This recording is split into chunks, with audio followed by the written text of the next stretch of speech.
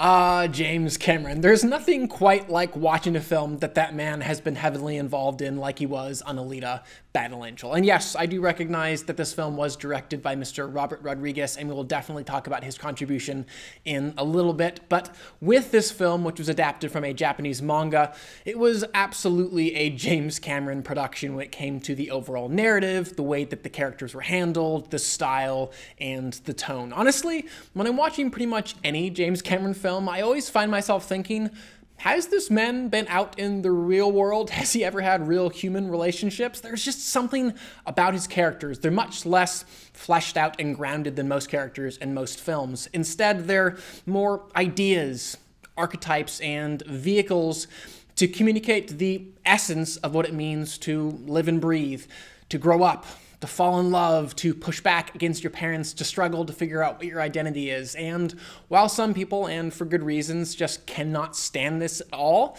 I personally find a lot of enjoyment in watching films like this. There is just something so simple and pure in a way about the experience of watching a James Cameron film. The plot is often one that we're very familiar with, containing scenes, moments, and beats that we've seen dozens of times in other stories and films, and the characters really speak little more than exposition or the most basic, plainly stated version of their desires. But they do desire, and desire with passion and with urgency, which always sucks me and encouraging me to feel that same kind of passion and experience that same kind of urgency. And this specific approach was made all the more appropriate on Alita because of the wide-eyed innocence of the titular character. This cyborg who, for most of the film, had no idea who she was and where she came from. And just watching, again, the simplicity and purity of her enjoying the first bite of an orange or chocolate, or just enjoying the wind in her hair as she rode around on the back of a motorbike, was just joyous to behold, and undeniably linked to the success of this performance and of this character was Rosa Salazar. I don't feel foolish in the slightest mentioning her name in the same sentence as someone like Andy Serkis.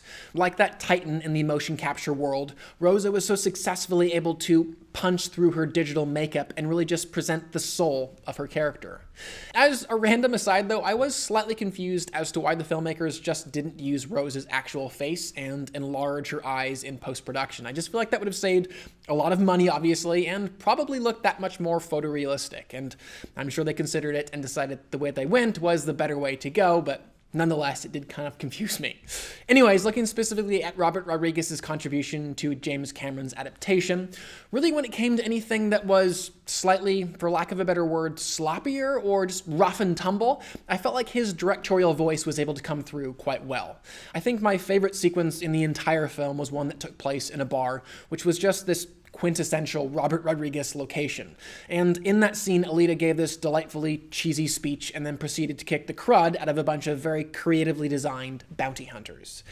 Just the way that it was directed and the attitude that it possessed felt very Rodriguez and consequently that much more enjoyable. And I should say too that I thought Rodriguez did a pretty solid job embracing the overall earnest tone of Cameron's screenplay, never once asking his actors to wink at the camera or roll their eyes at the extreme sincerity with which they did everything.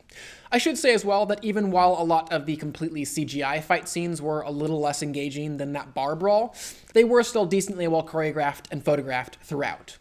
Ultimately though, the primary element that this film lacked was just Cameron's very natural, epic, cinematic, directorial sensibilities. The ability to know when to hold just that much longer on that awe-inspiring vista, or to build that much more deliberately to that final climactic punch, or to weave in just that one more moment between that pair of characters as to make the relationship carry the full weight that it should.